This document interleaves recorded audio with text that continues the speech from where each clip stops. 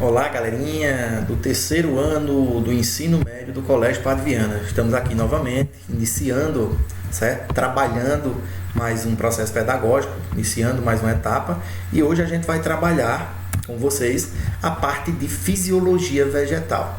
Lembrando que já trabalhamos histologia vegetal, organologia vegetal e tudo isso é uma sequência. Assistam às aulas anteriores obrigatoriamente para a gente poder entender o mecanismo de funcionamento desses vegetais que a gente vai estudar a partir de agora. O que significa fisiologia vegetal? Na realidade, a fisiologia vegetal é a parte da biologia que vai estudar justamente o que? O funcionamento dos órgãos vegetais. A gente já estudou o que? As funções desses órgãos, a localização desses órgãos no vegetais com relação aos tecidos, estudamos os órgãos, né, anatomicamente falando, e agora a gente vai estudar o processo de funcionamento. Então, quando eu falo de fisiologia vegetal, eu estou falando dos processos básicos que fazem com que o vegetal se mantenha vivo. Quem são os processos? Desde o mecanismo de absorção de água e sais minerais, a condução de seivas, a transpiração, a respiração, a fotossíntese, que é extremamente importante, e por aí vai. A fisiologia vegetal, ela trabalha justamente isso aqui, beleza? Então vamos lá. Com relação a essa parte de fisiologia vegetal, a gente sabe que a planta ela necessita retirar do solo a água e os sais minerais. Quem são esses sais minerais? A gente só fala sais minerais e tudo mais, mas a gente não penetra, certo? Não aprofunda. Então, quem são esses sais minerais? Esses sais minerais eles podem ser classificados em dois tipos. Quem são os dois tipos? Os macronutrientes e os micronutrientes. Quem são esses macronutrientes? São aqueles que são necessários em uma quantidade relativamente maior, entendeu? E os micronutrientes, em fazendo uma comparação, são aqueles que são necessários em uma quantidade bem menor, certo? Então, quem são esses macronutrientes?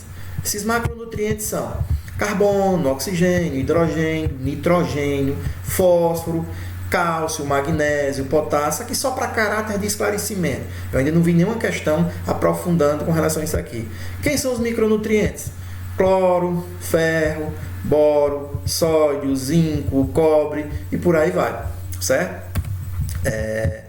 Como eu estou falando aqui de absorção de água e sais minerais, eu trouxe aqui para vocês esse slide que vocês já estão acostumados, que é o slide da raiz. Só para mostrar para vocês, pessoal, para relembrar essa zona aqui que é chamada zona pilífera ou zona de pelos absorventes, certo? É a região pilífera da raiz, que é justamente a região onde a planta vai absorver a água e esses sais minerais. Só que quando ela absorve a água e os sais minerais, tem um mecanismo, certo? Tem uma espécie de um caminho até chegar naquela parte central, que é a parte do quê? Do cilindro vascular, certo? Então, qual é esse mecanismo? Pode ser dividido em duas vias, certo? Essas vias de condução, de transporte, enfim, essas duas trajetórias podem ser divididas em via simplasto ou via apoplasto. Beleza? Deixa eu mostrar aqui para tu, deixa eu escrever aqui, presta atenção. Essa via, galera, chamada de via apoplasto, é uma via, certo? Que você pode usar como mecanismo de memorização aquela questão de quê? Da apoptose. O que seria apoptose? É como se fosse, lembra-se, né? Apoptose é a morte celular programada. Essa apoptose, você relaciona o seguinte, ao fato desse mecanismo, certo? De entrada aqui de água e sais minerais, não ser por dentro das células.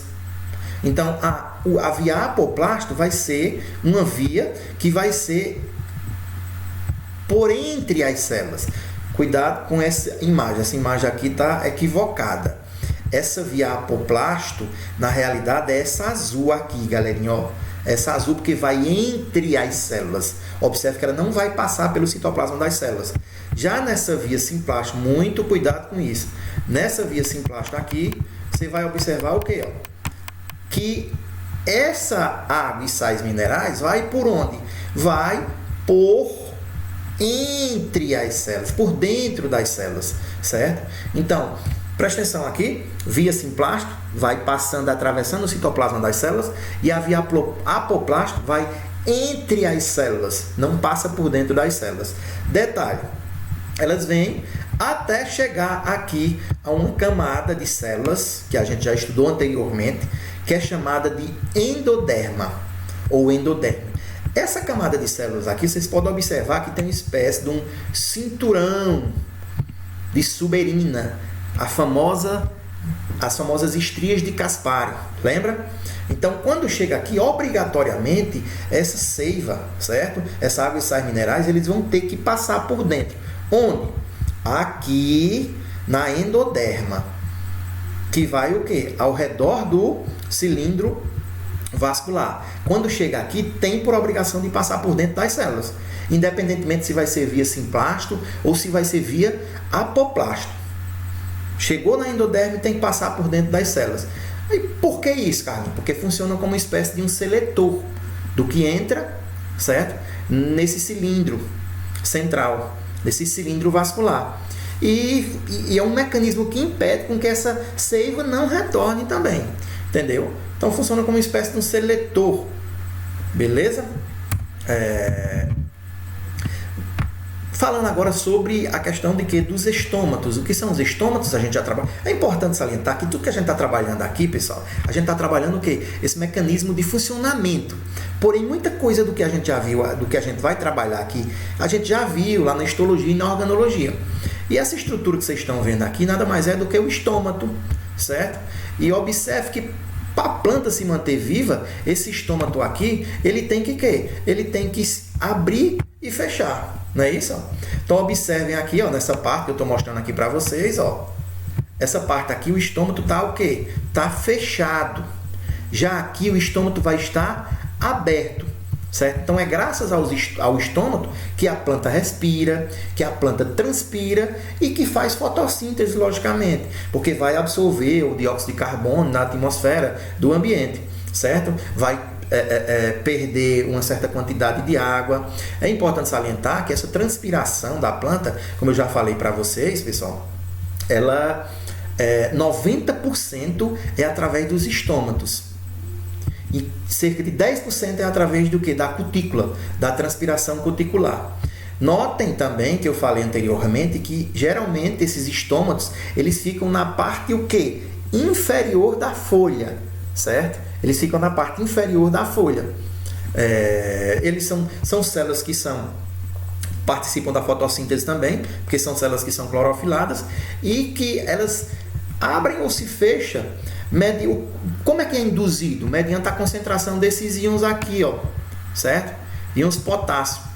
Quando você tem nessas células guarda, aqui são as células guarda, beleza? Ó, são células em formato côncavo, uma de frente para a outra.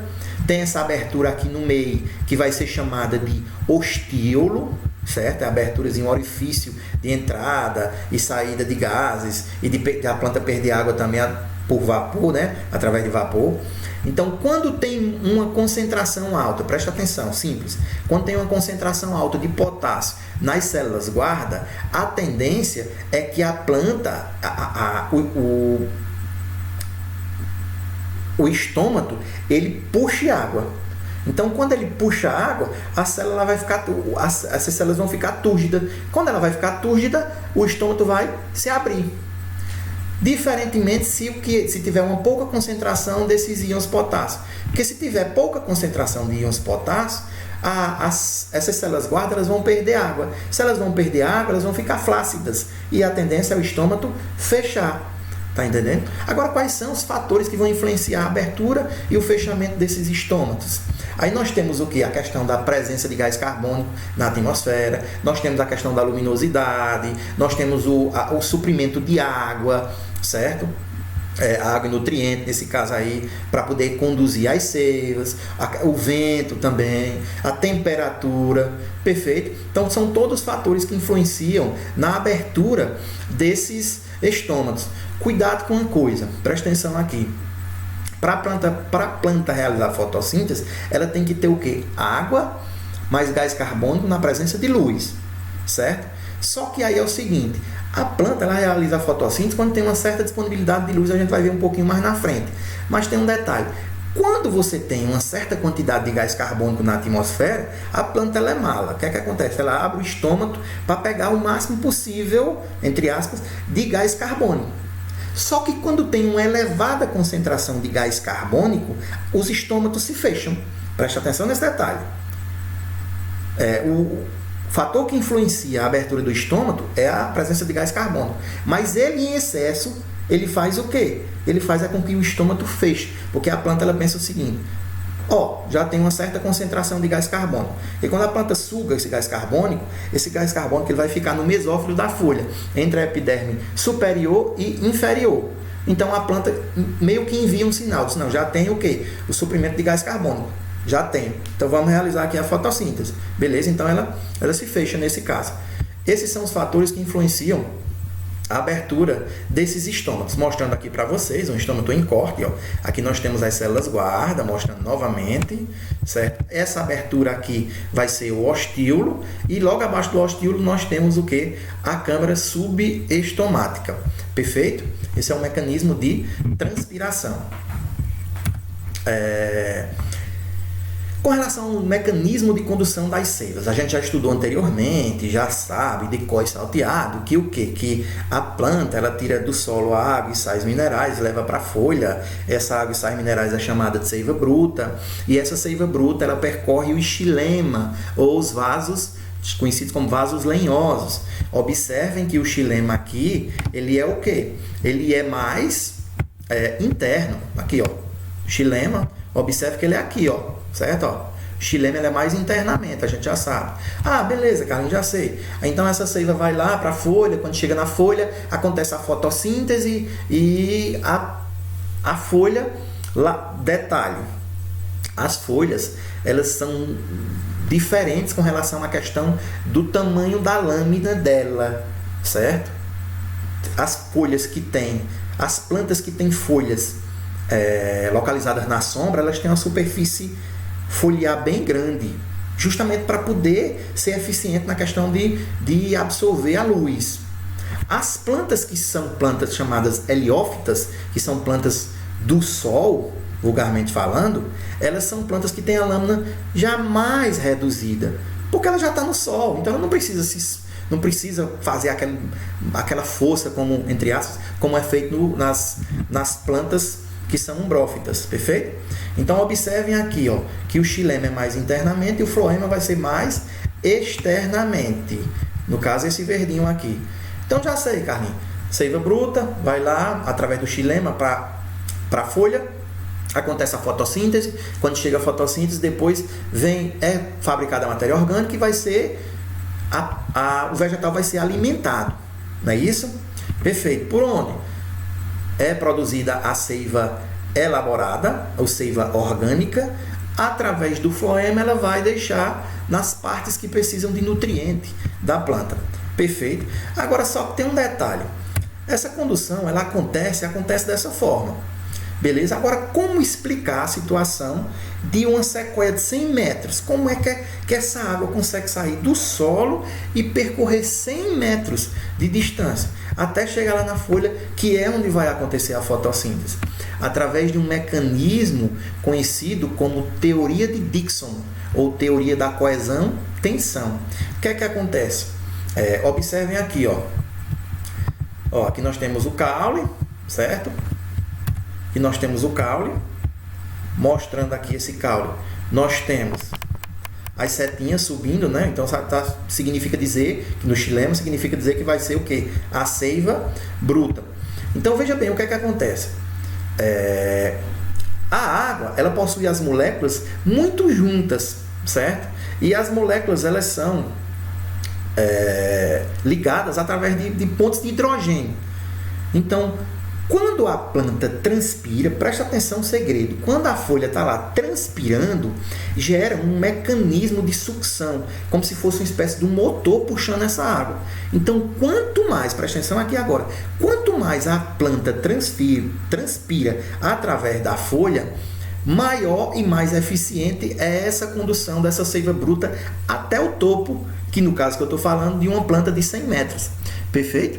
Então, esse mecanismo é chamado de mecanismo de coesão-tensão, por conta das moléculas que estão muito juntas umas das outras.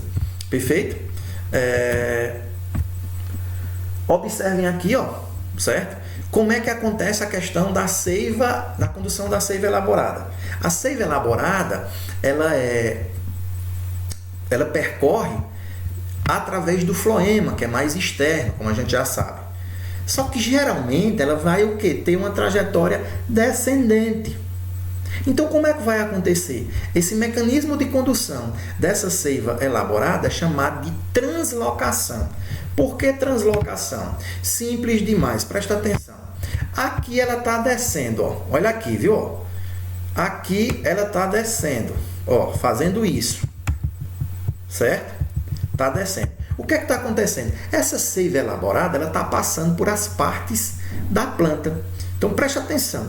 Quando ela passa pela parte da planta, tipo aqui, ó, esse ramo, o que é que está acontecendo? Ela vai e deixa o quê? Deixa a sacarose aqui, ó, certo? Deixa, no caso aqui, a glicose, o carboidrato aqui. Quando ela deixa o carboidrato, ela estava uma solução hipertônica. Por que hipertônica? Com alta concentração de soluto. Quando ela chega aqui e deixa nutrientes nessa parte, ela vai se transformar numa solução hipotônica. Quando ela se transforma numa solução hipotônica, a água retorna para o xilema. E aqui ela vai subindo, a água vai subindo. Beleza? Quando chega aqui, tem uma alta concentração da folha que está descendo. Então, a água vem, ó, retorna para o floema. E assim, a água fica. Vem do floema, nutre determinada parte da planta, aí fica uma alta concentração de água. Essa água vai para o xilema e vai subindo, porque a planta está transpirando. Quando a seiva elaborada está saindo da flor, da folha, novamente a água que estava no xilema vai para o floema. Então, esse mecanismo é chamado mecanismo de translocação do transporte dessa seiva elaborada. Aqui um experimento bem simples para vocês, certo? A gente já comentou e muito com relação a essa questão desse experimento aqui, que é o chamado experimento de Malpighi, que é o anel de Malpighi. Foi que ele fez aqui, ele pegou para vocês, só para demonstrar esse slide, apesar da gente já ter trabalhado. Ele cortou um anel aqui, ó, nessa planta, retirando, logicamente, o quê? O floema da árvore. Então, quando ele retira o floema da árvore, automaticamente ele vai causar uma interrupção do fluxo da seiva elaborada. Então, acontece uma espécie de um espessamento aqui, ó, na região de cima, certo? Porque a seiva vai se acumular aqui e a planta ela vai morrer. Por que ela vai morrer? Aí você pode dizer, pô, Carlinhos, mas aqui, ó, tá completo, cara. Aqui, ó, essa parte está sendo nutrida, parte da planta. Então, com certeza, não tem problema nenhum. Só que tem a raiz, né? A raiz, ela também precisa comer, ela precisa se alimentar, ela precisa ser nutrida. Então, como não tem essa nutrição, o que é que acontece? A planta ela vai morrer. Bem simples. Eu trouxe aqui uma questão para você do Enem, que caiu nessas últimas edições aí, ó. Então, veja como é simples, não tem como errar. A figura ilustra o movimento da seiva xilêmica em uma planta. Então, observa aqui, ó. Aqui você tem o estômato. Logicamente, nós temos uma folha, né? Aqui é o mecanismo de condução da seiva bruta. A água ela vai entrar por osmose até a porção central da raiz, enquanto que os sais minerais eles vão entrar por transporte ativo. Beleza? Então, observa aqui, ó, tá entrando, aqui é o vaso xilêmico, né, o xilema, e veja bem, mesmo que essa planta viesse a sofrer ação contínua do vento e sua copa crescesse voltada para baixo, essa seiva continuaria normalmente seu percurso. O que garante o transporte dessa seiva? Que seiva? Meu querido, é aqui a raiz. Se eu estou falando da raiz e a água do solo, vai ser condução de seiva bruta, água e sais minerais. E o que é que faz com que essa água e sais minerais suba até o topo de uma sequoia de 100 metros que a gente falou nesse instante? É o mecanismo conhecido como transpiração. Então, ó, a resposta é essa daqui, transpiração. Bem simples. Falando agora de fotossíntese. O que é a fotossíntese? É um mecanismo, é um fenômeno altamente importante, que garante a vida na Terra. Aqui eu trouxe para vocês a equação da fotossíntese. De que é que a planta precisa? De um bem básico. Vamos lá. A planta vai precisar de quê? De dióxido de carbono. Ela precisa de dióxido de carbono. Ela precisa da água e sais minerais do solo. Nesse caso aqui, precisa da água. Na presença de luz, logicamente, tem que ter, lembrando lá dos tecidos, o parênquima clorofiliano ou o clorênquima, né? Que é o responsável maior pela fotossíntese. Aí vai produzir o quê? O que é que a planta vai produzir? Simples. A planta vai produzir glicose, vai produzir oxigênio e vai produzir a água. Essa é a equação geral da fotossíntese. 6CO2 mais 12H2O, na presença de luz e clorofila, vai produzir C6H12O6, que é a glicose, o carboidrato, 6O2, que é o oxigênio, e 6H2O, que vai ser a água. Beleza? Quais são os fatores que influenciam diretamente a eficiência da fotossíntese? O aumento ou a diminuição dessa fotossíntese? A velocidade da fotossíntese? São 3. Quais são?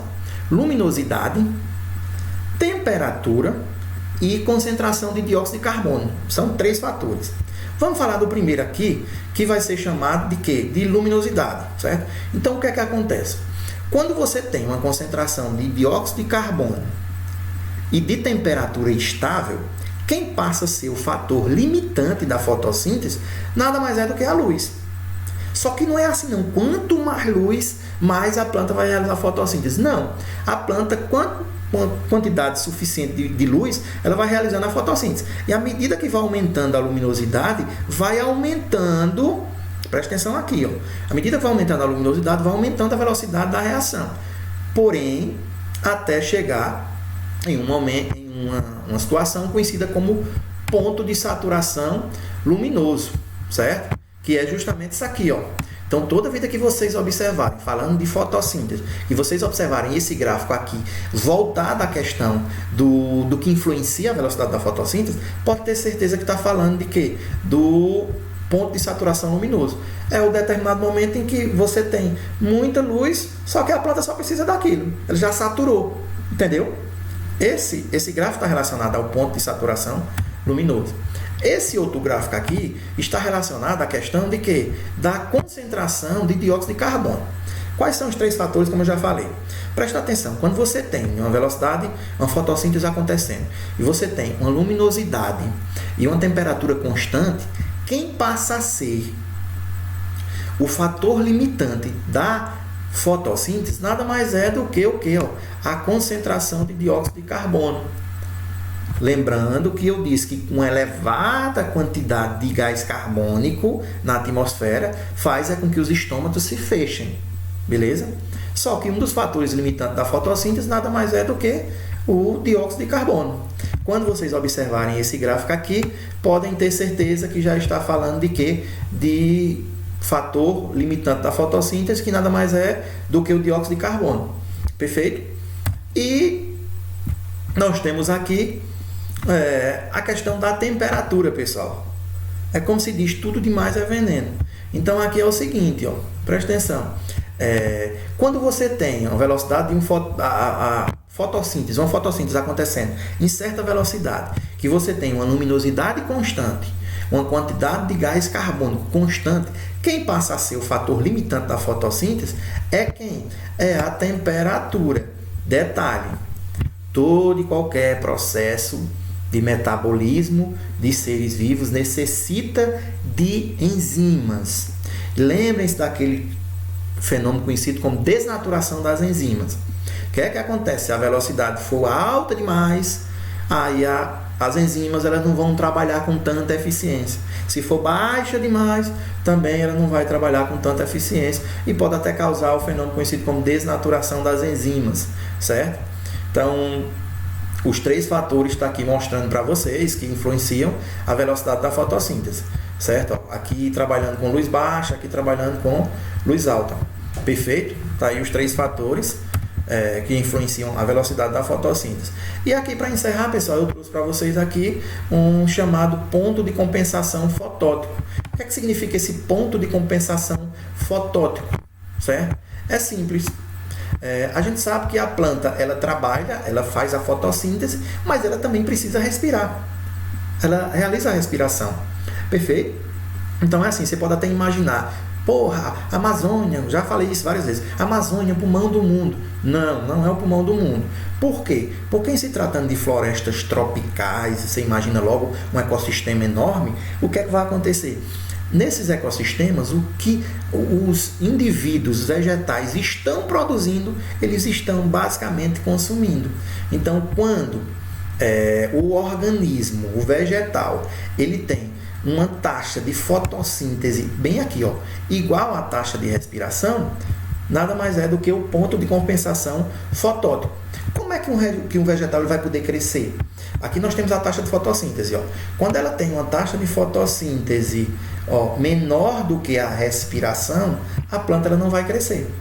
Agora, quando ela tem uma taxa de fotossíntese maior do que a respiração, aí é como se fizesse o seguinte, ela está produzindo, ela está se alimentando, mas ainda está sobrando. Está sobrando para o quê? Para quê? Para aumentar a biomassa do vegetal, para esse vegetal, por sua vez, ele crescer.